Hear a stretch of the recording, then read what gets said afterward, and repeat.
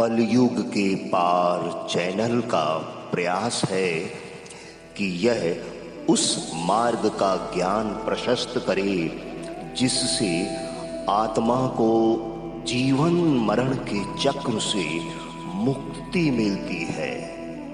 इस ज्ञान का सार है कि कलयुग के कष्टों भव बाधा को पार करने के लिए ईश्वर ही एकमात्र सहारा है। श्रीमद्देवी भागवत के इस शब्दशः पाठ को सुनने व पढ़ने से भक्तों को जगत जननी माता की कृपा का अद्भुत दैवीय अनुभव प्राप्त होगा। हमें विश्वास है कि देवी माँ धरती पर विचरती सभी आत्माओं को कलयुग के कष्टों की वैतरणी नदी पार करने का मार्ग प्रशस्त करेंगी और हम कलयुग के कष्टों को पार करने में सफल हो सकेंगे। आइए हम सब मिलकर इस कलयुग रूपी काल चक्र को पार करने का प्रयास करते हैं। जय अम्बे।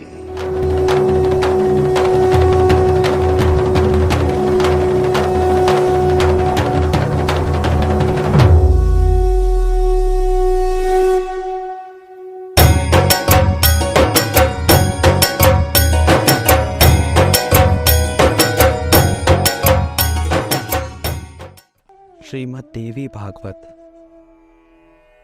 अध्याय 2। देवी भागवत के महात्म्य प्रसंग में जगदम्बा के यहाँ से श्री कृष्ण के मणि प्राप्त करने तथा जामवती से विवाह करके द्वारका लौटने की कथा। ऋषियों ने पूछा, महाबुद्धिमान सूत जी, महाभाग वासुदेव ने कैसे पुत्र प्राप्त किया?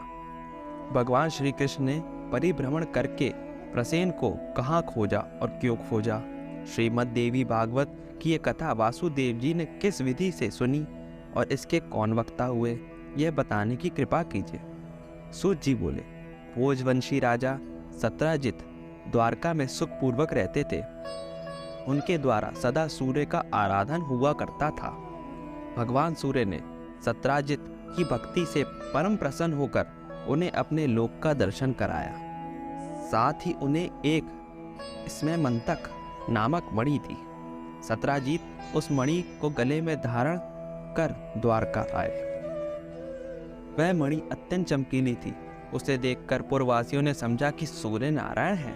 अतः सुधर्मा सभा में बैठे हुए भगवान श्री कृष्ण के पास जाकर वे उनसे कहने लगे, जगत प्रभु, ये सूर्य नारायण आ रहे हैं। उनकी बात सुनकर भगवान श्री कृष्ण के मुख पर मुस्कान छा गई। वे बोले, अरे बालको, ये सूर्य नहीं है, ये तो इसमें अंतक मणि धारण कर सत्राजीत आ रहे हैं। मणि के कारण इनकी ज्योति फैल रही है। सूर्य ने इन्हें ये मणि दी है। तदंतर सत्राजीत ने ब्राह्मणों को बुलाकर उनसे स्वस्ति वाचन कराया, मणि की पूजा की और उस मणि को अपने भवन में स्थापित कर दिया। प्रतिदिन 8 भार सुवर्ण देने वाली वह मणि जहाँ रहती थी, वहाँ महामारी, दुर्भिक्ष एवं अन्य उत्पाद संबंधी भय कभी नहीं ठहर सकते थे। सत्राजीत के एक भाई थे, उनका नाम प्रसेन था। एक बार वे उस मणि को गले में धारण कर घोड़े पर सवार हुए और शिकार खेलने के लिए वन को चले गए। उन्हें सिंह ने देखा और घोड़े सहित मारकर मणि ले ली। ऋक्षराज जामवान बड़ा बली था। उसने देखा सिंह मणि लिए हुए है, अतः बिल के द्वार पर ही सिंह को मारकर उसने मणि छीन ली और उसे अपने पुत्र को खेलने के लिए दे दिया। बच्चा भी उस चमकीली मणि को लेकर खेलने लगा। कुछ समय बाद जब प्रसेन नहीं लौटे, तब सत्राजीत को महान दुख हुआ। कहा, पता नहीं किसे मणि पाने की इच्छा हो गई, जिसके हाथों प्रसेन काल का ग्रास बन गया। फिर तो जन समाज के मुख से द्वारका में इस प्रकार किंवदंती फैल गई कि हो ना हो श्री कृष्ण ने प्रसेन को मार डाला, क्योंकि मणि में उनकी आसक्ति हो गई थी। यह बात भगवान श्री कृष्ण के कानों में पड़ी। तब अपने ऊपर लगे हुए इस कलंक को दूर करने के लिए उन्होंने कुछ पुरवासियों को साथ लेकर यात्रा आरंभ कर दी। वे वन में पहुंचे, सिंह द्वारा मारे हुए प्रसेन को देखा। रक्त से चिन्हित मार्ग को पकड़कर सिंह को खोजते हुए आगे बढ़े। एक बिल के द्वार पर मरा हुआ सिंह दिखाई पड़ा। तब कृपा परवश हो वे पुरवासियों से कहने लगे, तुम लोग मेरे लौटने तक यहीं रहना। मणि लेने वाले को पता लगाने के लिए मैं इस बिल के अंदर जा रहा हूँ। बहुत अच्छा कहकर पुरवासी वहीं ठहर गए। भगवान श्री कृष्ण बिल के भीतर वहाँ गए जहाँ जामवान का स्थान था। देखा ऋषराज का बालक मणि हाथ में लिए हुए था। इन्होंने मणि छीनने की चेष्टा की। इतने में दाई ने भयंकर शब्द से गर्जना आरंभ कर दी। दाई की चिल्लाहट सुनकर वहां तुरंत जामवान आ पहुंचा। उसका भगवान श्री कृष्ण के साथ युद्ध आरंभ हो गया। रात दिन लगातार लड़ाई होती रही। दोनों में 27 दिनों तक घोर संग्राम चला। उधर द्वारकावासी भगवान श्री कृष्ण की प्रतीक्षा में बिल के द्वार पर रुके थे। 12 दिनों तक उन्होंने प्रतीक्षा की। तत्पश्चात डरकर वे अपने अपने घर लौट गए। पहुंचने पर आरंभ से अंत तक सारा समाचार कह सुनाया। सुनकर सबको महान कष्ट हुआ। अब वे सत्यजित की निंदा करने लगे। अपने पुत्र की यह कष्ट कहानी महाभाग वासुदेव के कानों में भी पड़ी। परिवार सहित वे शोक सागर में डूबने उतारने लगे। अब मेरा कल्याण कैसे होगा? इस प्रकार की अनेकों चिंताएं उनके मन में उठने लगी। इतने में देवर्षि नारद जी ब्रह्मलोक से वहां पधारे। वसुदेव जी ने उठकर खड़े हो गए, मुनि को प्रणाम किया, उनका यथोचित पूजा की। नारद जी ने बुद्धिमान वासुदेव जी से कुशल समाचार पूछा। फिर कहा, आप चिंतित क्यों हैं? इसका कारण बतलाइए। वासुदेव जी ने कहा, मेरा प्रिय पुत्र श्री कृष्ण प्रसेन को खोजने के लिए पुरवासियों के साथ वन में गया था। मरे हुए प्रसेन पर उसकी दृष्टि पड़ी। बिल के द्वार पर देखा कि प्रसेन को मारने वाला सिंह भी मरा पड़ा है। तब पुरवासियों के द्वार पर ये ठहराकर वह स्वयं अंदर घुस गया। उन्हें बहुत दिन व्यतीत हो गए हैं। अब तक मेरा वह प्राण प्रिय पुत्र नहीं लौटा। इसी से मैं चिंतित हूँ।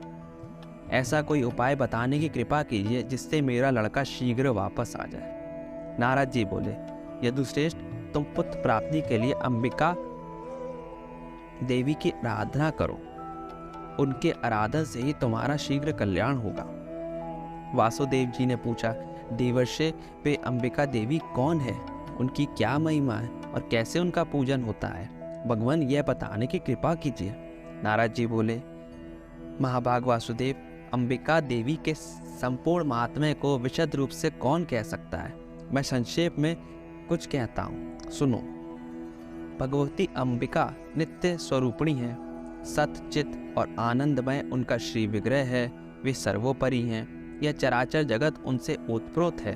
उन्हीं की आराधना के प्रभाव से ब्रह्मा जी इस चराचर जगत की रचना करते हैं। मधु और कैटभ से भयभीत होने पर पितामह ने देवी की स्तुति की और वे उस भय से मुक्त हुए। उन्हीं की कृपा से भगवान विष्णु इस जगत का संरक्षण करते हैं। भगवान रुद्र पर उनकी कृपा दृष्टि पड़ी, तभी संसार के संहार में सफल हो सके। वे ही संसार बंधन हेतु है। मुक्त कर देना भी उन्हीं का काम है। वे देवी परमा विद्या स्वरूपिणी हैं। संपूर्ण शक्तिशालियों पर भी उनका शासन रहता है। तुम नवरात्र विधि से उन भगवती जगदम्बिका का पूजन करके 9 दिनों में श्रीमद् देवी भागवत पुराण सुनो। उस पुराण के श्रवण करने से शीघ्र ही तुम्हारा पुत्र लौट आएगा। इस पुराण के पढ़ने और सुनने वाले से मुक्ति दूर नहीं रह सकती। इस प्रकार मुनिवर नारद जी के कहने पर वासुदेव जी ने उनके चरणों में मस्तक झुकाया और अपार प्रसन्नता प्रकट करते हुए कहने लगे। वासुदेव जी बोले, भगवान, आपके कहने पर भगवती जगदम्बिका की कृपा प्रसाद से सिद्ध होने वाला अपना पूर्व प्रसंग मुझे याद आ गया। उसे मैं कहता हूँ, सुनिए। पहले की बात है, आकाशवाणी से यह जानकर कि देवकी के 8वें गर्भ से कंस का निधन होगा। पापी कंस ने भय के कारण मुझे सभा में ही घेर लिया। अपनी स्त्री देवकी के साथ मुझे कारागार की हवा खानी पड़ी। जो ही बच्चा पैदा होते दुरात्मा कंस उन्हें मार डालता था। कंस के हाथों मेरे 6 बालकों की मृत्यु हो जाने पर देवी के अंतःकरण में शोक का सागर उमड़ पड़ा। अब वह कल्याणी रात दिन चिंता करने लगी। तब मैंने मुनिवर गर्ग जी को बुलाकर उनके चरणों में मस्तक झुकाया, पूजा की, अनुनय विनय किया, पुत्र की इच्छा प्रकट करते हुए देवकी की कष्ट कथा उन्हें कैद सुनाई। मैंने कहा, भगवान आप करुणा के सागर हैं, यादवों ने आपसे दीक्षा पाई है, उन्हें आप दीर्घजीवी पुत्र प्राप्त होने की साधन बतलाने की कृपा करें। तब दयानिधि गर्ग जी प्रसन्न होकर मुझसे कहने लगे। गर्ग जी बोले, महाभाग वासुदेव, दीर्घजीवी पुत्र प्राप्त होने का उपाय बताता हूँ, सुनो। भगवती दुर्गा भक्तों का दुख दूर करने वाली और कल्याण स्वरूपिणी है। तुम उन्हीं की आराधना करो, उन्हीं की कृपा से तुम्हारा अत्यंत कल्याण हो जाएगा, क्योंकि उनकी उपासना से अखिल जनों के समस्त मनोरथ पूर्ण हो जाते हैं। भगवती दुर्गा में भक्ति रखने वाले मनुष्य को जगत में कुछ भी दुर्लभ नहीं है। मुनि के यूं कहने पर हम पति पत्नी दोनों के हृदय में अपार हर्ष छा गया। मैंने अत्यंत भक्ति पूर्वक उनको प्रणाम किया और हाथ जोड़कर कहा, भगवान आप परम दयालु हैं, यदि मुझ पर आपकी कृपा हो तो मथुरापुरी में रहकर ही आप मेरे लिए भगवती जगदम्बिका की आराधना आरंभ कर दीजिए। महामते, मैं कंस के यहाँ बंदी बना हुआ हूँ, इस समय मुझसे कुछ भी होने की संभावना नहीं दिखती, अतः आप ही इस दुख रूपी दुस्तर सागर से उद्धार करने की कृपा कीजिए। इस प्रकार मेरे कहने पर मुनिवर गर्ग जी प्रसन्न होकर बोले, वसुदेव तुम मेरे अति प्रेम पात्र हो, अतः तुम्हारे कल्याणार्थ मैं अवश्य यत्न करूँगा। फिर तो मेरे प्रेम पूर्वक प्रार्थना करने पर मुनिवर गर्ग जी भगवती जगदम्बिका की आराधना करने के लिए कुछ ब्राह्मणों को साथ लेकर विंध्य पर्वत पर चले गए। वहां पहुंचकर वे भक्तों की मन्नत पूर्ण करने वाली जगन माता के जप और पाठ में संलग्न होकर उनकी आराधना करने लगे। अनुष्ठान समाप्त होने पर आकाशवाणी हुई, मुने मैं प्रसन्न हूँ, तुम्हारा कार्य अवश्य सिद्ध होगा। पृथ्वी का भार दूर करने के लिए मैंने श्री विष्णु को आदेश दे दिया है। वासुदेव के यहाँ देवकी के गर्भ से वे अपना अंशावतार ग्रहण करेंगे। उनके प्रकट होते ही वसुदेव जी कंस के डर से उन्हें लेकर गोकुल में नंद जी के घर पहुंचा देंगे। साथ ही यशोदा जी की कन्या को ले जाकर अपने यहाँ आए हुए कंस को दे देंगे और कंस उस कन्या को जमीन पर दे मारेगा। इतने में ही वह कन्या कंस के हाथ से छूट जाएगी, उसका अत्यंत मनोरूप हो जाएगा। मेरा ही अंशरूप विग्रह धारण करके वह विंध्यगिरी पर जाकर जगत के कल्याण में संलग्न हो जाएगी। इस प्रकार आकाशवाणी सुनकर मुनिवर गर्ग जी ने भगवती जगदम्बिका को प्रणाम किया। अत्यंत प्रसन्न होकर वे मथुरापुरी में आए। मैंने उनके मुख से देवी का वरदान सुना। सुनते ही हम पति पत्नी दोनों को बड़ी प्रसन्नता हुई। मेरे हृदय में आनंद का समुद्र ओढ़ पड़ा। तभी से भगवती जगदम्बिका का उत्तम महात्म्य मैं जानता था। देवर्षि, आज भी आपके मुखारविंद से वही बात मैं सुन रहा हूँ। अतः प्रभु आप ही मुझे श्रीमद् देवी भागवत सुनाने की कृपा कीजिए। देवर्षि, आप दया के सागर हैं, मेरे सौभाग्य से ही आपका यहाँ पधारना हुआ है। वासुदेव जी का कथन सुनकर नारद जी प्रसन्न हो गए। शुभ दिन और शुभ नक्षत्र में उन्होंने कथा आरंभ कर दी। कथा का निर्विघ्न समाप्ति के लिए अनेकों ब्राह्मण नवाण जप करने लगे। कुछ ब्राह्मणों ने मार्कंडेय पुराण युक्त दुर्गा सप्तशती का पाठ आरंभ कर दिया। नारद जी ने प्रथम स्कंद से कथा आरंभ की। वसुदेव जी भक्तिपूर्वक सुनते रहे। 9वें दिन कथा प्रसंग समाप्त हुआ। महाभाग वसुदेव जी ने प्रसन्न होकर पुस्तक और कथावाचक की यथोचित पूजा की। उस समय भगवान श्री कृष्ण का जामवन के साथ बिल में युद्ध चल रहा था। पश्चात भगवान श्री कृष्ण के मुष्टि प्रहार से जामवन घायल हो गया। उसकी देह रक्त से सन गई।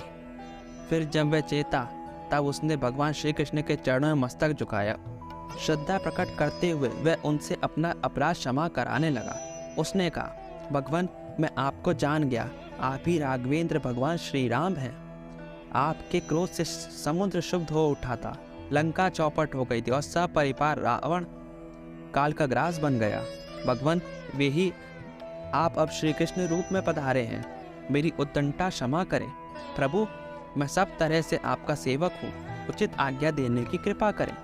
जामवान की बात सुनकर जगत प्रभु भगवान श्री कृष्ण ने कहा, ऋक्षराज हम मणि के लिए यहाँ बिल में आए हैं।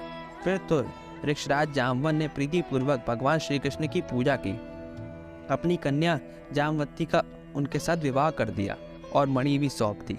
तब श्री कृष्ण ने जामवती को पत्नी के रूप में स्वीकार करके मणि गले में धारण कर ली और जामवान से विदा लेकर वे द्वारका के लिए प्रस्थित हो गए। उसी दिन देवी भागवत की कथा समाप्त हुई। उदार बुद्धि वासुदेव जी ने ब्राह्मणों को भोजन कराकर उन्हें दक्षिणा प्रसन्न किया। विप्रगण से आशीर्वाद दे रहे थे कि उसी समय भगवान श्री कृष्ण मणि धारण किए हुए पत्नी के साथ वहां पहुंचे। भार्या सहित श्री कृष्ण को वहां पधारे देखकर वसुदेव प्रभुति जितने लोग थे उनके नेत्र आनंद के आंसुओं से डबडबा गए और हृदय में हर्ष की बाढ़ सी आ गई। तदंतर देवर्षि नारद जी भगवान श्री कृष्ण के आगमन से हर्षित हो गए। श्री कृष्ण और वसुदेव जी से आज्ञा लेकर ब्रह्म सभा को चल दिए। भगवान श्री हरि का जो वह चरित्र है उसके प्रभाव से अपयश शांत हो जाता है। शुद्ध चित्त होकर निर्मल भक्ति के साथ जो इसे पढ़ता अथवा सुनता है वह पूर्ण सुखी हो जाता है। जगत से उसकी अभिलाषा अधूरी नहीं रह सकती और अंत में वह आवागमन से मुक्त हो जाता है। अध्याय 2 समाप्त।